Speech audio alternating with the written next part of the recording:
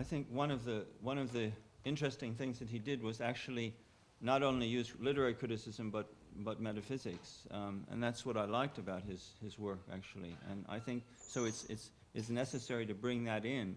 I take Dr. Whaley's point very seriously. I mean, but he's actually done that. I mean, you see his analysis of the eye of the heart and all of that. So that's. I'm glad to see you're doing that, because in your previous works that I'm aware of, your other writings, you didn't do that so much. So I think in his presentation he actually had that, Mohammed, with all due respect. Yeah. Yeah, I quite agree. I was trying to apply it to the first Alan, the art first from Alan cited about I create an image and then I describe it. I've got a bit of a personal campaign going on in my career, though. And that really, it goes back to a particular event that happened in London in 2000 and something, early on, to a conference sponsored by the Iranian government, I think. It was in a mosque in West London, when I attended a conference with many very well-known Western scholars as well as Iranian scholars there.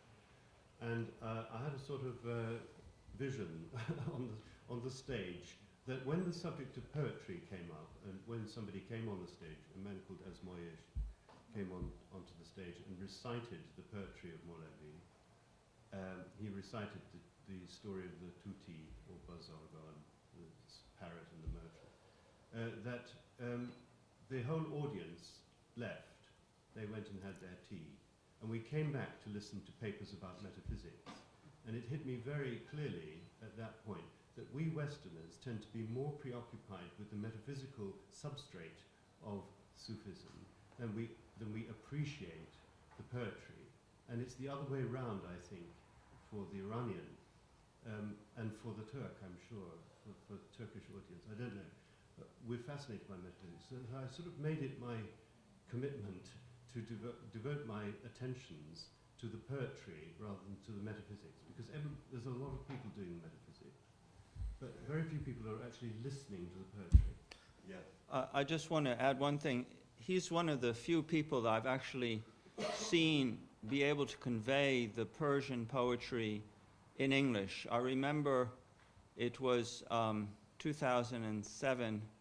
We had the conference at the British Museum on Rumi, and afterwards you had a performance with Hossein Umumi, the famous ney player. That was actually 2004. 2004, sorry. And the conference was 2007.